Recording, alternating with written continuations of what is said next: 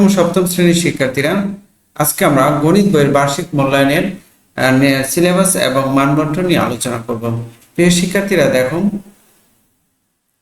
কথে থাকবে বার্ষিক পরীক্ষার পাঠ্যক্রম বা সিলেবাস, অর্থাৎ এখন আমরা সিলেবাস নিয়ে আলোচনা করব। দেখো, অভিজ্ঞতার ক্রমিক নম্বর হচ্ছে 7।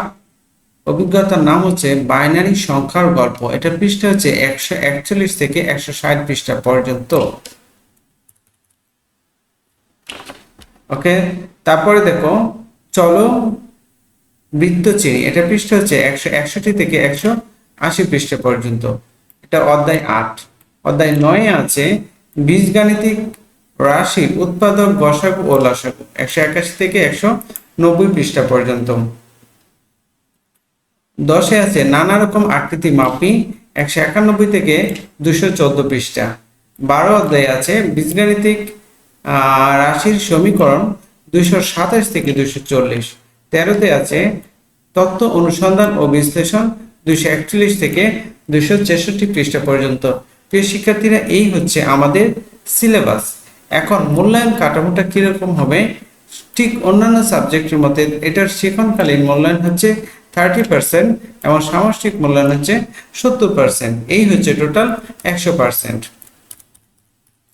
এখন শিক্ষণকালীন মূল্যায়ন ও প্রশ্নের ধারা ও মানবন্টন আমরা দেখে নিই। আইটেমের নাম হচ্ছে অ্যাসাইনমেন্ট, অর্থাৎ ব্যবহারিক কাজ। এতে থাকবে 10 নম্বর। তো এটা একটা নমুনা প্রশ্ন, এটা সাথেই দেওয়া আছে, যেরকম তোমার পরিবারের 3 মাসের খাতোয়ারি পারিবারিক খরচের তথ্য ও উপাত্ত সংগ্রহ করো। তারপর যৌক্তিক স্তম্ভ লেখো, অঙ্কন করে তথ্যগুলো উপস্থাপন করো এবং নিচের প্রশ্নগুলোর উত্তর দাও। ক হচ্ছে স্তম্ভ লেখটি থেকে তুমি কি কি তথ্য পেয়েছো। খ, বিভিন্ন খাতে খরচের তারতম্যের কারণগুলো ব্যাখ্যা করো। আচ্ছা, পারিবারিক খরচের সুষম বাজেট তৈরিতে যৌগিক স্তম্ভ লেখো, বিশেষ ভূমিকা রাখে, তোমার মতামত সহ ব্যাখ্যা করো। প্রিয় শিক্ষার্থীরা, এটাতে হচ্ছে 10 নম্বর। তারপরে থাকবে হচ্ছে অনুসন্ধানমূলক কাজ, অর্থাৎ ইনভেন্টরি ওয়ার্ক। এটারও নমুনা প্রশ্ন দেওয়া আছে। দেখো, তোমার পড়ার কক্ষের দৈর্ঘ্য, প্রস্থ ও উচ্চতা পরিমাপ করো, তারপর নিচের প্রশ্নগুলির উত্তর দাও। পড়ার কক্ষের সমগ্র তলের ক্ষেত্রফল নির্ণয় করো, দরজা ও জানালা বাদে পার্শ্বতলগুলোর ক্ষেত্রফল নির্ণয় করো। আর গতে হচ্ছে প্রমাণ করো যে পড়ার কক্ষের সমগ্র তলের ক্ষেত্রফল পার্শ্বতলগুলোর ক্ষেত্রফল যোগ 2 গুণ মেঝের ক্ষেত্রফল। প্রিয় শিক্ষার্থীরা, এটাতেও থাকবে 10 নম্বর। শ্রেণী কাজ হচ্ছে পাঠ্যপুস্তকের সন্নিবেশিত একক ও দলগত কাজ ছক পূরণ। এটাতে হচ্ছে 10 নম্বর। তো নমুনা প্রশ্ন হচ্ছে জোড়াই কাজ থাকবে। প্রত্যেক দল গ্রাফ কাগজে ভিন্ন ভিন্ন ব্যাসার্ধে বৃত্ত অঙ্কন করো, ক্ষুদ্রতম বর্গগুলো গণনা করে বৃত্ত ক্ষেত্রটির আনুমানিক ক্ষেত্রফল নির্ণয় করো। ক্ষত হচ্ছে এই একই বৃত্ত ক্ষেত্রের ক্ষেত্রফল সূত্রের সাহায্যে নির্ণয় করে ক হতে প্রাপ্ত ফলাফলের সাথে তুলনা করো। এই হচ্ছে আমাদের 30 নম্বর। এখন সামষ্টিক মূল্যায়ন হচ্ছে, দেখো এটাতে হচ্ছে 15 নম্বর কত, 100, সময় হচ্ছে আমাদের 3 ঘন্টা, আর অভিজ্ঞতার ধরন হচ্ছে লিখিত। ওকে, এখানে থাকবে ঠিক অন্যান্য সাবজেক্টের মতোই নৈর্ব্যক্তিক প্রশ্ন এবং বহু নির্বাচনী প্রশ্ন। ওকে, এখানে নৈর্ব্যক্তিক প্রশ্ন হচ্ছে 15টি, আর এক কথায় উত্তর হচ্ছে কয়টা, 10টি। অর্থাৎ উত্তর দিতে হবে 10 আর 15, অর্থাৎ এই টোটাল 25টারই উত্তর দিতে হবে। আর আমার নাম্বারও হচ্ছে কত, 25 নাম্বার। 2 নম্বরে থাকবে সংক্ষিপ্ত প্রশ্ন উত্তর, 13টি উত্তর দিতে হবে, মোট নাম্বারও কত, 13। এখন 3 নম্বরে দেখো রচনামূলক প্রশ্ন, দৃশ্যপট নির্ভর। দৃশ্যপট নির্ভর প্রশ্নের মধ্যে 2টি বা 3টি অংশ থাকতে পারে, সেক্ষেত্রে নম্বর বিভাজন কিরকম হবে, 3 অথবা 4, 3 যোগ 4, অথবা 1 যোগ 2 যোগ 4, 2 যোগ 2 যোগ 4, 1 যোগ 3 যোগ 3, এরকম হতে পারে। এটা হচ্ছে নম্বর বিভাজন। একটা প্রশ্নে যদি 3টা প্রশ্ন থাকে তাহলে নম্বর বিভাজন এরকম হবে, 2টা প্রশ্ন থাকলে নম্বর বিভাজন কি এরকম হবে, 3 যোগ 4 এরকম হবে। ওকে, 10টি প্রশ্ন 60টি প্রশ্নের উত্তর, মোট নম্বর কত হচ্ছে 7। ওকে, অর্থাৎ এই 3 নম্বরে হচ্ছে মোট প্রশ্ন হচ্ছে, মোট প্রশ্নের সংখ্যা হচ্ছে 10টি, উত্তর দিতে হবে 10টির, মোট নম্বর এখানে কয়টি, 7টি। ওকে, প্রিয় শিক্ষার্থীরা, তারপরে দেখো এই হচ্ছে আমাদের 3 ঘন্টা।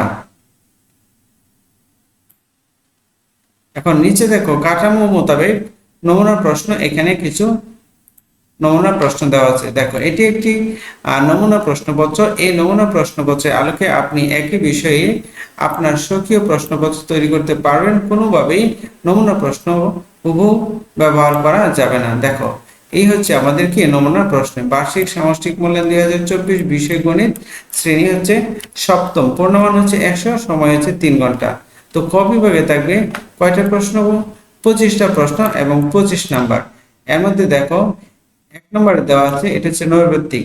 একটি রম্বসের কর্ণদের দৈর্ঘ্য যথাক্রমে 24 সেন্টিমিটার এবং 18 সেন্টিমিটার হলে ক্ষেত্রফল কত বর্গ সেন্টিমিটার হবে? এটার উত্তর হবে 216 সেন্টিমিটার। 2 নম্বর হচ্ছে বৃত্তের পরিধি সি এবং ব্যাস ডি হলে নিচের কোন সম্পর্কটি সঠিক? উত্তর হবে C equal to pi D. 3 নম্বর হচ্ছে 8x স্কয়ার yz স্কয়ার এবং 10x cube y square z to the power 4 রাশিদ্বয়ের গসাগু নিচের কোনটি? গসাগু হবে 18, 2x স্কয়ার yz স্কয়ার। ওকে, এবার দেখো 4 নম্বর হবে 5 4x x স্কয়ার এর উৎপাদক বিশ্লেষিত রূপ নিচে কোনটি হবে? এটার উত্তর হবে এরকম 5 x 1 x। ঠিক একইভাবে প্রিয় শিক্ষার্থীরা, আমি সবগুলো প্রশ্ন পড়তে গেলে অনেক সময় লাগবে, তাই আমি একটু দ্রুত পড়ে ফেলছি, তোমরা একটু খেয়াল করো। কোন পরিসংখ্যান 360 ডিগ্রি এর অংশ হিসেবে উপস্থাপিত হলে তাকে কি বলা হয়? তাকে পাই চিত্র বলে। ওকে, 6 নম্বর হচ্ছে 27 সংখ্যাটির বাইনারি রূপ নিচে কোনটি হবে? এটা হচ্ছে 27 সংখ্যাটির বাইনারি রূপ। 8 হচ্ছে একটি সমতল ভিত্তিক বেলুনের ভূমির ব্যাসার্ধ 4 সেন্টিমিটার এবং উচ্চতা 12 সেন্টিমিটার হলে এর বক্ষতলের ক্ষেত্রফল কত? বক্ষতলের ক্ষেত্রফল হবে 96 পাই বর্গ সেন্টিমিটার। এবার 8 নম্বর হচ্ছে দেখো x by 4 plus 3 equal to x by 3 minus 2 হলে x এর মান কত? x এর মান হবে কত? 27। ওকে, 9 হচ্ছে একটি সংখ্যা 5 গুণ থেকে এর দ্বিগুণ বিয়োগ করলে বিয়োগফল 86, তাহলে সংখ্যাটি কত? সংখ্যাটি হচ্ছে 12।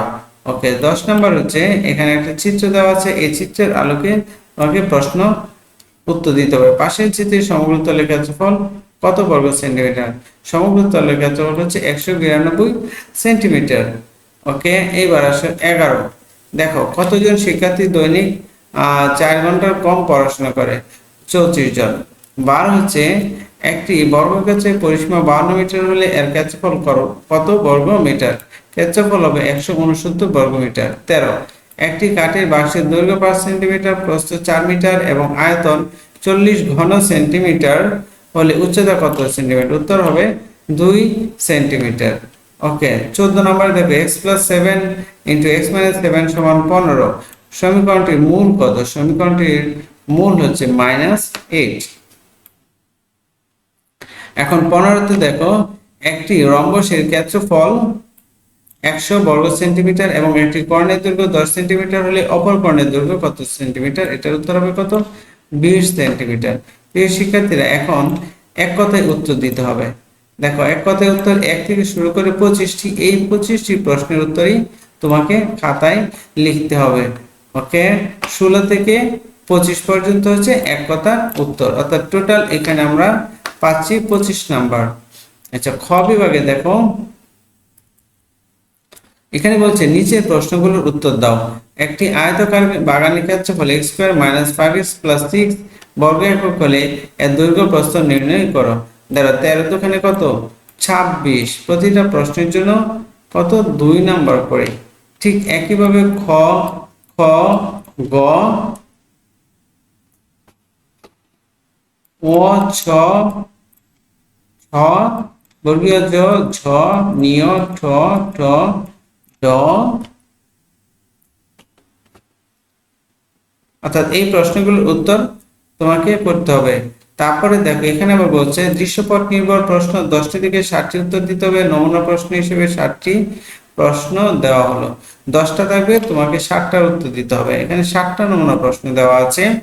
এই যে 1 নাম্বার, এখানে 2 নম্বরে দেখো x square minus x minus 2 x square minus 3x minus 10 x cube plus 6 x square plus 8x এবং x two the power 4 minus 5 x cube minus 14x square. এই চারটি বীজগণিতিক রাশি। এখন বলছে তোমাকে যে প্রথম রাশিকে উৎপাদক বিশ্লেষণ করো, তারপর হচ্ছে দ্বিতীয় তৃতীয় রাশি গসাগু, তারপর হচ্ছে দ্বিতীয় তৃতীয় চতুর্থ রাশি লসাগু নির্ণয় করো।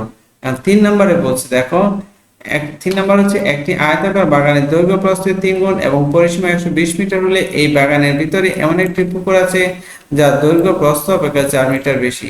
এখন তোমাকে বের করতে হবে আয়তাকার বাগানের ক্ষেত্রফল নির্ণয় করো। তারপর হচ্ছে পুকুরের ক্ষেত্রফল 25 বর্গমিটার হলে এর পরিসীমা কত নির্ণয় করো।